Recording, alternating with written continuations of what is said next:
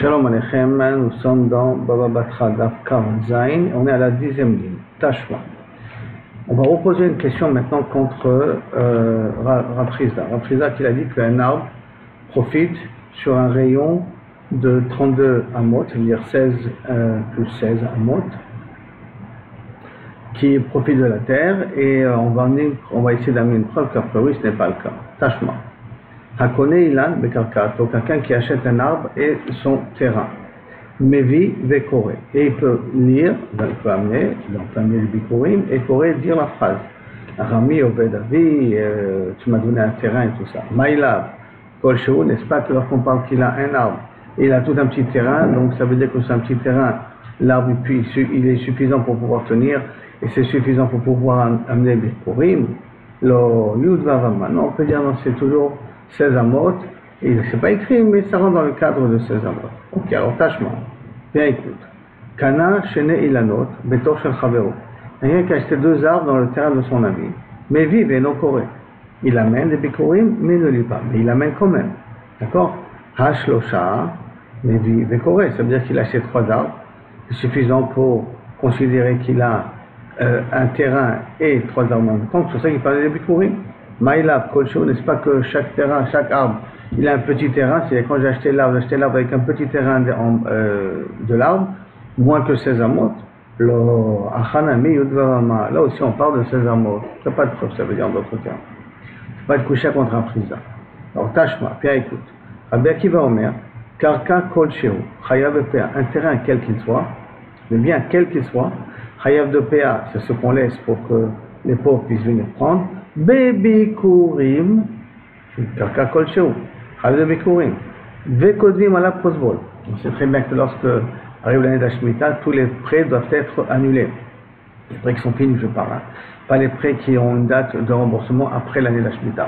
Maintenant, à cause de ça, qu'est-ce qui s'est passé? On a appris dans Gittin que les gens ne voulaient plus prêter, parce que les gens ils empruntaient juste avant la Shemitah pour ne pas rembourser après la Shemitah. Alors qu'est-ce qu'il a fait Rabbi Akiva? Il a fait un prosbol, qui veut dire que tous mes traites, tous mes dettes, pas mes dettes, mais tous les gens qui me doivent, tous ces contrats de dettes là, je les donne au Bet Hadin. C'est le Bet Hadin qui les encaisse. Et comme c'est le Bet Hadin qui les encaisse, eux n'ont pas l'interdiction de l'otassi, n'ont pas l'interdiction de l'oigos, n'ont pas l'interdiction de faire de la pression, parce que ça a été dit en particulier, ce qui me permettrait d'encaisser les dettes en question qu'on me doit, même après l'année de la Shemitah. Mais pour cela, pour que la dette elle ait une valeur, il faut que la dette elle est hypothéquée sur un terrain, quel qu'il soit, un terrain quel qu'il soit. Et là, il nous dit, un terrain quel qu'il soit, il peut même être valable pour un prosbol. En tout cas, une chose est sûre, c'est qu'on a vu que Bikurim, ça peut être sur un terrain quel qu'il soit. Maintenant, on a un claque, il y a des biens qui sont pas hypothécables. Alors à ce moment-là, ce sont des biens qui sont difficiles à acquérir. Mais si j'ai un bien hypothécable que j'achète, à travers ce bien-là, je peux acheter tous les autres biens qui sont mobiles. D'un bien immobile, donc en l'occurrence un terrain, je peux acheter tous les biens mobiles qu'il y a. C'est pas besoin de faire Meshicha, c'est pas besoin de faire Al-Ba'a. À partir du moment où j'acquiers ce terrain, je peux acquérir aussi tous les autres terrains. Et ce petit terrain-là que nous avons, c'est suffisant pour pouvoir être connu d'autres terrains, d'autres objets en passant. Petite parenthèse, aujourd'hui, puisque le butoir Plomi a réservé à chacun 2 mètres sur 2 mètres au cimetière après 120 ans, ça veut dire que chacun de nous a droit d'avoir un terrain. Alors donc a priori, qu'est-ce qu'on voit d'ici? Que dans le cas de Bikurim, un terrain a priori quel qu'il soit, c'est suffisant pour faire la mise à Bikurim, pas comme il a dit Rav Chizda. Et pour non, on parle d'un terrain avec du blé. Or le blé c'est Shivat Aminim. Shivat Aminim est la Bikurim. Et donc du blé, effectivement, là-dessus, le blé il ne prend pas, il s'éparpille pas, les racines ne vont pas s'éparpiller. Donc effectivement, un terrain quel qu'il soit où pousse un épi de blé, c'est suffisant pour faire la mitzvah de Bikurim. Et dit Kanami, déduit aussi qu'on parle d'un champ de blé, Katani a marqué, Kol Shehu, un terrain quel qu'il soit, Shma Mina, quel qu'il soit, c'est bien un tout petit terrain. Or un arbre ne peut pas être dans un tout petit terrain. Allez, à la rigueur, un épi de blé peut être un tout petit terrain, mais pas un arbre. Donc c'est pour ça qu'on parle ici d'un champ de blé, a priori, et pas d'un champ, pas avec des arbres. C'est pour ça qu'on n'a pas encore une kushia contre la Chizda. Donc la Kma continue. Tashma, viens, je t'écoute. Une autre question, je vais te poser. Ilan, mixato bares ou mixato bechutz laretz. Si on a un arbre qui est à moitié se trouve dans Eretz Israël, l'autre moitié se trouve en Chutz Laaretz. N'oublions pas que ceux qui sont en Eretz Israël, après eux, sont Chayav de Maaser. Ceux qui sont en Chutz Laaretz, après eux, ne sont pas Chayav de Maaser. Et donc, qu'est-ce qu'il y a marqué? Tevel Bechoulim Meurvavim Zebazé. Le Tevel, qui veut dire qui sont Chayav de Maaser, et Choulin, qui ne sont pas Chayav de Maaser, sont mélangés entre eux. Livré Rabbi, ça c'est les paroles de Rabbi. Rabbi Shimon ben Gamiel Omer, Hagadel Bechiyov Chayav, Hagadel Beptor Petor. Ceux qui poussent sur la terre d'Eretz Israël, donc tu coupes, comme si tu coupais l'arbre en deux. Ceux qui poussent sur la terre d'Eretz Israël, c'est Chayav de Maaser. Ceux qui poussent sur la terre de Chutz Laaretz, c'est pas Chayav de Maaser. Et pas comme a dit Rabbi que tout est mélangé. Al-Kochach, Hagadel Beptor Petor.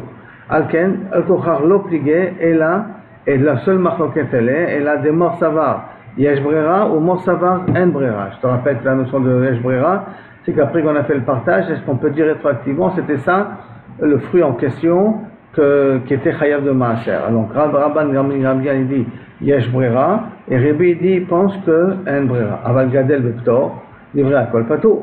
Et pourtant, si tu pousses dans un terrain, ceux qui poussent en Chutz Laaretz, d'après tout le monde, c'est patou. Et donc aussi, si tout le monde est patou, pourtant il y a 16 amot, et 16 amot ça s'étale, donc il prend aussi d'Eretz Israël quelque part. Réponse, Achavema Eskina de Mapsik Sunma. Non, on parle ici que sous l'arbre, il y a un rocher qui sépare les racines des deux côtés. Ce rocher-là qui est sous l'arbre sépare les racines. C'est la raison pourquoi que je peux faire une distinction entre Chutz Laaretz et Eretz Israël. Quand Chutz Laaretz, ben Vadaï, que je ne suis pas chayav de maaser ceux qui poussent sur le côté de Chutz Laaretz. Alors si c'est comme ça, si on dit qu'il y a une sunma, il y a une pierre qui sépare les racines en bas, Yachima et Tama de Rebi.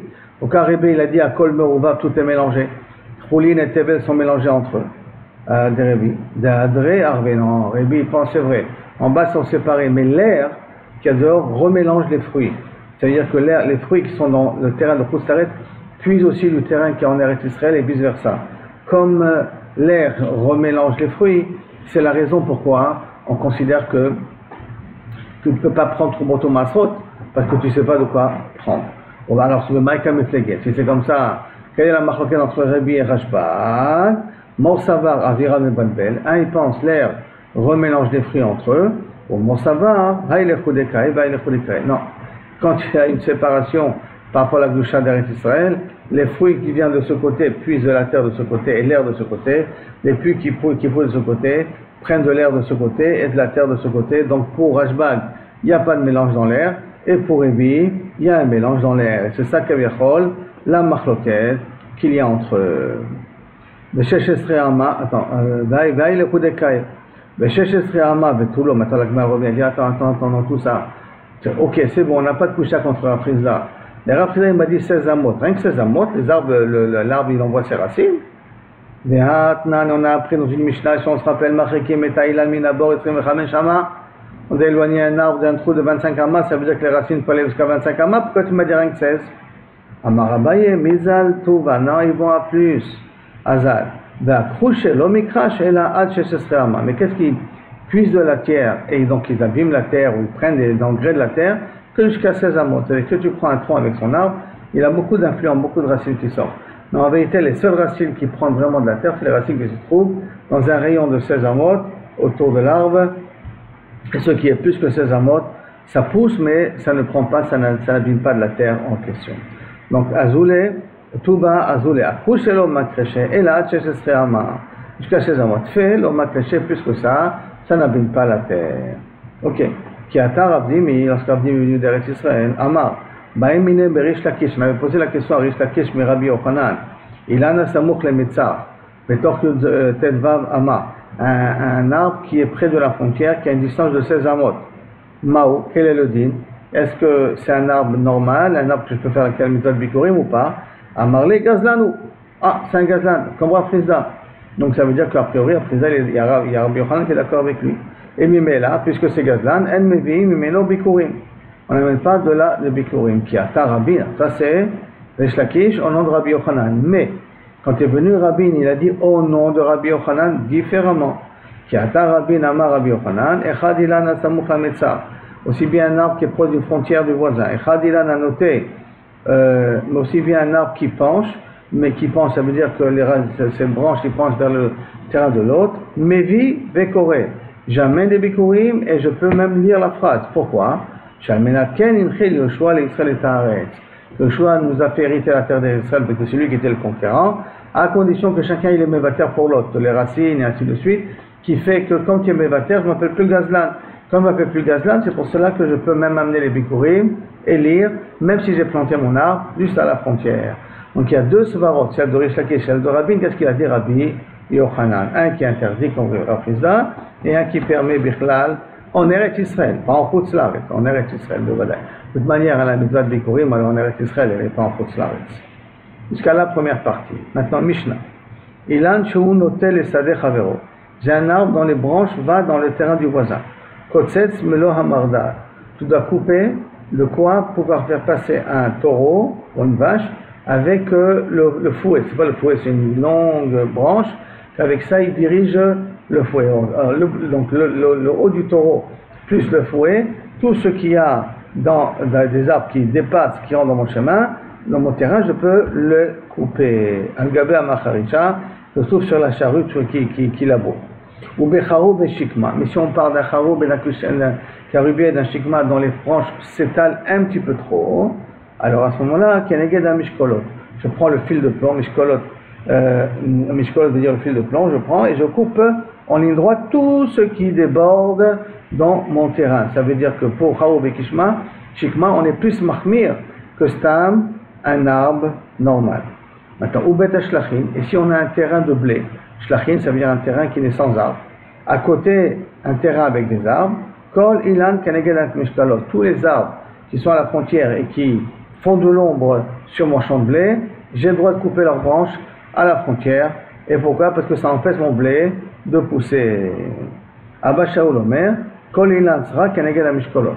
Abba Shaul dit, tout arbre qui ne donne pas de fruits, on coupe tout ce qui est égal à la frontière. On va jusqu'en haut pour couper qui vient à la frontière. Bien entendu, vous devez essayer de comprendre de quoi il nous parle Abba Shaul, comme la Recha ou comme la Sefa. De toute manière, la Gemara va en parler dans 2 minutes. Ibayaleo, la Gemara pose la question maintenant. Shaul a Recha Kae ou a Sefa Kae? Est-ce que Shaul, quand il a dit que tous les arbres qui n'ont pas de fruits, on les coupe jusqu'en haut, il part sur la Recha, que la Recha, d'après la Recha, Tanakama, il vient nous dire qu'un ilan qui est noté, je vois ce qu'à la Mardat, et lui, Abba Shaul, il dit, si c'est un arbre fruitier, tu coupes pas entièrement, mais si c'est un arbre, tu coupes, comme il a dit Rébi, donc ça veut dire jusqu'à la charrue et le fouet en question. Mais si c'est un arbre qui n'est pas fruitier, tu coupes entièrement. Donc, Arecha Kae, ou à Seifa Kae, ou que sur la Seifa, que la Seifa on a dit que le Charou et le Shikma, c'est Keneged Mishkolot. Et là-dessus, il vient te dire à Friza, non. Keneged Mishkolot, c'est Dafka dans le cas de Ilan Sarak. Alors, Ebayaleo, donc Abba Shaul Arecha Kae, ou à Seifa Kae, Tashma, viens écoute. Et Tanya Bet Ashlachin, si c'est un terrain de blé, Abba Shaul Omer, Kol Ilan Keneged Mishkolot. Et tout ce qui pousse, toutes les branches qui poussent dans mon terrain de blé, je le coupe au fil à plomb. Ma marche à la frontière, tout ce qui pousse, j'ai le droit de le couper d'enlever. Mipne she'atzel ra le Bet Ashlachin, parce que l'ombre est mauvais pour un terrain de blé. Shma Mina. Donc s'il a parlé comme ça, Arecha Kae, il parle Shma Mina. Shma Mina, donc ça veut dire qu'il parle sur la Recha. Que Davka dans Bet Ashlachin, il faut que je coupe tout. Mais si je parle qui n'est pas Bet Ashlachin, alors tout simplement un arbre qui tombe sur le voisin, je dois couper uniquement ce qu'il y a jusqu'à la charrue plus la Mardat. Si c'est un Ilan Srak, alors Inachenami, je coupe tout entièrement. Amar Rabashi. Matetin Amidika, déduit aussi de notre Mishnah, parce qu'elle est katanique, Kol Ilan Srak. Tous les arbres de Srak. Iamarta Bishlama Recha Kae. Ici tu me dis que ça s'appelle Rabbi Abba Shaul, il a parlé de la Recha. Haïnou de katanique Kol Ilan. C'est ça qu'il a marqué tout arbre qui est Srak. Pour nous dire que si ce n'est pas un arbre qui est Srak, rien qu'avec la mardage, jusqu'à le haut de la mardage, je coupe. Et pas plus que ça. Et aussi ça se comprend parce que c'est un arbre fruitier. Et il faut faire attention à les arbres fruitiers, ne pas trop les abîmer. On a un preuve de Baltachri, très de Shalom, hein, qu'il avait déraciné un arbre qui était fruitier, Rav Namplonou, il n'a pas fini l'année. Donc il faut faire attention à ça. C'est pour ça que rien que dans un Ilan Srak, je peux couper jusqu'au bout. Et là, il y a Martha Sefa Kae. Et là, si tu me dis que d'avocat s'appelle sur la Sefa, hein, Ilan Srak, je ne vais pas me dire Kol Ilan Srak. Pourquoi j'ajoute le mot Kol? Ilan Srak, ça aurait suffi. Et la Shmamina, Aresha, Kari Shmamina, et la Badaï, que Abba Shaul nous parle d'Arka de la Resha. Ça, c'est la deuxième partie de cette Sugiya-là. Troisième partie de la Sugiya-là, et on termine le Perek avec ça, Bezrat Hashem. Ilan Shu Notel et Rishut Arabim. Un arbre qui penche vers Rishut Arabim, d'un terrain privé à Rishut Arabim. Kotzetz Kede Shiye Gamal Over Rochbo. Tu as le droit de couper, ou tu dois couper, toi le propriétaire de l'arbre, tu dois couper jusqu'à ce qu'un chameau, plus son propriétaire, plus son chevalier, il puisse passer sous cet arbre-là. Rabbi Da Omer, pas un chameau avec son cavalier, et la Gamal Taoun Pishtan, un chameau avec des mottes de lin posées sur lui. Ou Chabile Zmurot, ou qu'il a du bois posé sur lui. Bon, la Gemara va essayer de comprendre est-ce que Rabbi Yehuda il est Mahmir sur Rabbanan ou il est Mekel sur Rabbanan. Rabbi Shimon Omer, Kol Ilan, non, tout arbre tu coupes, Keneged Mishkolot à la ligne droite, Mipnei Touma, à cause des problèmes de Touma, qu'on va voir dans la Gemara, exactement quels sont les problèmes de Touma qu'il y a ici. Donc la Gemara demande, Mantana, qu'est-ce qu'on voit ici, d'après le Tana, on coupe pour de quoi pouvoir passer un chameau avec son cavalier. Donc c'est un chameau avec son cavalier, on va d'après la réalité. Quand on dit on ne fait pas de calcul, Nézékim, on coupe, on sépare les eaux. Non, on voit comment on peut arranger pour que d'un côté ton arbre y reste, et de l'autre côté ça ne dérange pas les passants. Donc, Tana, Benézékim, Batarum Dana de Ashtaz, Lina. Qui est Mantana, qui est ce Tana-là? C'est dans les Nézékim, on va d'après l'évaluation du moment. Batarum Dana de Ashtaz, Lina. Amarish Lakish, le Machloket Shenouya, de Rabbi Elazar. Qui est le Hu? Qui est le Tana? C'est Rabbi Elazar, mais qu'en vérité, ce que va dire Rabbi Elazar, c'est une Machloket. Ditnan, comme c'est marqué. En osim chalal tachat rishut arabim. On n'a pas le droit de faire des trous sous le rishut arabim. Ça se comprend, de peur que les gens ils tombent dessus. Borot, shrin ou meharot. Des trous en longueur ou des meharot ou des grottes. Par contre, Rabbi Elazar m'attire, à condition, bichdei shetia agalam alechet unat avanim. Mais que tu couvres ces trous-là, de telle manière que s'il y a une charrette avec un taureau qui tire et puis des pierres posées sur la charrette, le pont ne se cassera pas. Si tu as fait un pont assez fort pour pas qu'il se casse, alors tu as le droit de faire des trous dans les chaudes arabim. Donc on voit que Rabbi Elazar s'adapte à la situation. Tanakama dans tous les cas il a interdit, alors que Rabbi Elazar s'adapte à la situation. Donc ça voudrait dire que le Tana de notre Mishnah, où on s'adapte à la situation, on voit l'essentiel c'est que puisse passer un cavalier, le plus grand cavalier qu'on peut avoir, donc c'est sur son chameau. Alors à ce moment-là, ça voudrait dire qu'on va d'après l'évaluation de maintenant, c'est d'après Rabbi Elazar. Rabbi Yochanan Amar Tema Rabbanan, non, je peux te dire comme Mishnah même d'après Rabbanan. Hatam Zimnin de Mafrit Velavadate. Là-bas, c'est que Kaviachol, des fois, il diminue et il ne s'en aperçoit pas. Ça veut dire quoi? Ça veut dire que dans le cas de creuser, de faire un trou dans le Rishut Arabim, j'ai couvert. Mais en vérité, ce que j'ai couvert, il y a plus des vers qui ont peut-être abîmé un petit peu le bois, et je ne suis pas au courant. Comme je ne suis pas au courant, moi je l'ai fait au départ, tout allait très bien, plusieurs charrettes sont passées avec leurs pierres, ça ne s'est jamais cassé. Mais plus d'un coup, un jour, ça risque de se casser, parce qu'avec le temps, ça risque de s'effriter avec l'humidité et tout. L'humidité, les vers, et ça je ne suis pas au courant. C'est pour ça que d'après Rabbanan, dans le cas des trous dans le Rishut Arabim, il est interdit carrément de faire des trous et de les couvrir. Par contre, Abalacha, Kama, Kakaitzle, chaque fois qu'il y a une branche qui sort, tu la coupes. Donc il n'y a pas un problème où tu risques d'oublier. Tu la vois la branche. Donc chaque fois que tu la vois, tu la coupes. C'est la raison pourquoi. Hein. Donc je peux dire que la Mishnah Shelou va même d'après Rabbanan. Donc vient Rabbi Yehuda. Rabbi Yehuda Amar pas un cavalier avec sur un âne. Et là, Gamal Taoun Pishtan, un gamal avec du lin posé sur lui. Ou Chabilez Morot ou des morceaux de bois sur lui. Moi je pose la question. Shura de Rabbi Yehuda Nafish ou Dilma Shura de Rabbanan Nafish. Lequel des deux, la mesure elle est plus grande? Lequel des deux, ça demande de couper à un niveau beaucoup plus haut? Alors, la Gemara dit Pshita, les Shura de Rabbanan Nafish. Il faudrait dire que c'est plus la Shura de Rabbanan qui est plus important. Pourquoi? Et Isalka Data Shura de Rabbi Yehuda Nafish.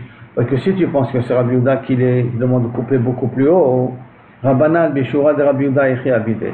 Rabbanan, dans le cadre de Rabbi Yehuda, comment ils vont faire? C'est-à-dire que il y a souvent des chameaux qui ont de la marchandise sur eux et ils passent dans le Rishut Arabim. Et dans un cas pareil, comment on va s'arranger? Comment il va se Donc il a été obligé de dire que Rabbanan a inclus la mesure de Rabbi Yehuda, et donc sa mesure à lui d'un cavalier avec sur un chameau est plus grande que le nombre de charges qu'on peut mettre sur le chameau. Alors attends, je ne comprends pas. Tu es en train de me dire que le shiur de Rabbanan est plus important que le shiur de Rabbi Yehuda, parce que sinon, Rabbanan, qu'est-ce qu'il va dire dans le cas de Rabbi Yehuda? Ben, je peux poser la question à l'envers aussi. Et là, Maï shiura de Rabbanan, affiche, tu vas me dire que le shiur de Rabbanan est plus important. Rabbi Yehuda, bishura de Rabbanan, Mayavile. Rabbi Yehuda, dans le shiur de Rabbanan, qu'est-ce qu'il va faire? Ce cavalier qui va passer, comment il va faire? Il va se cogner avec toutes les branches qui sortent. La réponse est Efshar, Degachin, Vechalif, Touté. Non. Un cavalier, c'est pas comme dans une charge que je mets sur un chameau. Ça, je fais un chameau, je le mets, le chameau il marche. Et après, il se cogne contre les arbres, donc ça va tout abîmer. Mais un cavalier, quand tu vois une branche, il peut se baisser.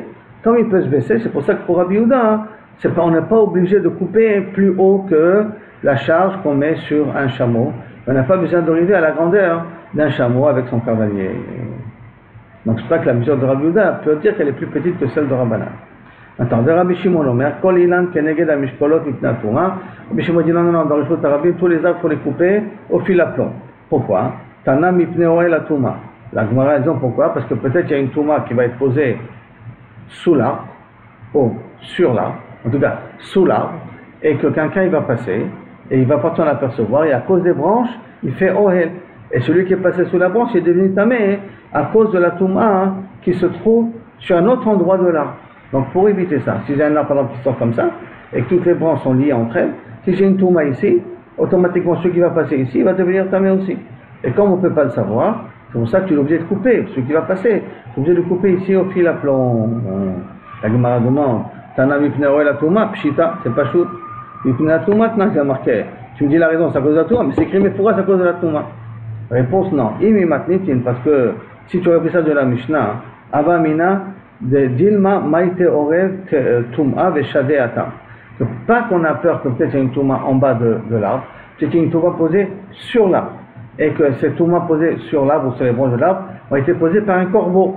Et donc, comme il a posé un corbeau, je ne le vois pas à cause des branches, je passe par là-dessous et je deviens tamé. Si j'aurais écrit que la Mishnah, alors, Veshade. Et si ça aurait été comme dans la Mishnah, qu'on parle que de ce cas-là, Atam, ça gagne des bechiloulé. Alors si c'est comme ça, on va d'après le pshat de Rashi, il y a d'autres pshats de Tosfot là-dessus, mais en tout cas d'après le pshat de Rashi, bechiloulé, ça veut dire que si c'est le problème que tu crains que peut-être un corbeau il a mis sur les branches, sur les branches il a mis, donc si on aurait parlé essentiellement le cas de la Mishnah que Mishnah Touma, j'aurais pu prendre la Touma d'un corbeau qu'il a posé sur une branche et qu'à ce moment-là, si c'est le point comme ça, dit Chiloulé, j'ai qu'à couper entre les branches, pas besoin de couper toutes les branches, entre les branches, de toute manière, si un corbeau il mettra quelque chose, ça tombera, ça ne peut pas être retenu par l'arbre. Mais par contre, c'est pour ça qu'à Mashmalan, que dans notre Mishnah, nous, elle parle ici, que non, que même que je peux être mechalet, ça veut dire faire des chalalim entre les branches, que le Rabbi Shimon te dit non, on craint qu'il y ait une touma par terre, pas une touma dans l'arbre, touma par terre, et quand tu vas passer sur la branche, la touma, elle va t'impurifier parce que toi tu vas pas la voir, et la branche va te transférer la touma à cause de Oel, transférer la touma, tu vas devenir tamé à cause de ça. C'est la raison pourquoi Rabbi Shimon dit tu dois tout couper au fil à plomb. Adra Hanan, lo yachpo. Baruch Adonai, Amen.